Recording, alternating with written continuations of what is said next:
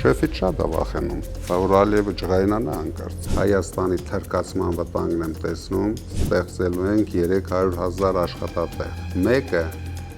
թողնելու ենք Փաշինյանի համար, թմբուկ նվագելը։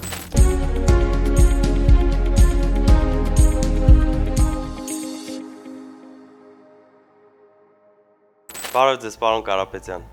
Բարև Ալիկ ջան։ Ինչպե՞ս եք։ Շատ լավ, շատ մարտական։ Պարոն Կարապետյան, մի քանի հարց եմ պատրաստել այսօրվա մեր զրույցի համար, թույլ տաք հերթով անցնենք։ Պարոն Կարապետյան, ինչն է ձեզ ոգևորում։ Առհասարակ թե հիմա։ Առհասարակ էլ հիմա էլ։ Առհասարակ ոգևորում է հաջողությունները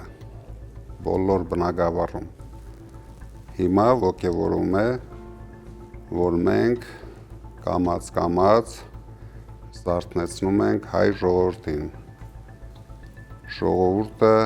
ոգևորված է։ Ժողովուրդը զգում է, որ մենք շուտով փոփոխություններ ենք բերելու։ Նիկոլ Փաշինյանը եւ Հայաստանի Հանրապետության ԱԳՆ-ն հայտարարել են, որ հայոց ցեղասպանության միջազգային ճանաչումը այլևս արտաքին քաղաքականության առաջնահերթություններից չի։ Ինչ եք կարծում, նրանց կհաջողվի այս էջը փակել։ Մենք ինչքան քիչ ուշադրություն դարձնենք Նիկոլ Փաշինյանի իր կառավարության վրա, դրանից հայ ժողովուրդը ավելի շատ օգուտներ է ունենալու։ Նիկոլ Փաշինյանը եւ իր կառավարությունը բացարձակ կապ եւ առնչություն չպետք է ունենան հայ ժողովրդի ապագայի հետ։ Ում պետք էր հարգել այդ փաստերը ցեղասպանության, որ կուսակցություններին պետք էր, նրանք բոլորը ցույց տվեցին իրենց հայրենասիրությունը։ Ինչ դիրքորոշում ունեք Փաշինյանի այն հայտարարության վերաբերյալ, որ նա չի պատրաստվում դատապարտել Արցախում եկեղեցիների ոչնչացումը։ Թարմ դեպք ունենք մեկ շաբաթ առաջ։ Հենց այդ օրերին իրենք հայտարարեցին, որ ուզում են հարգեն եկեղեցին, եկեղեցու մոմի վաճառքը, հանգանակություններ ուզում էին հարկեն ու հենց այդ ընթացքում էլ այնտեղ Արցախում քանդում էին ու զրո արձագանք էր այստեղ։ Դե շեֆից շատ է վախենում, որ Ալիևը ջղայնանա հանկարծ։ Դրա համար Փաշինյանի համար, եթե մի մարդ իր խմբակով հարձակվում է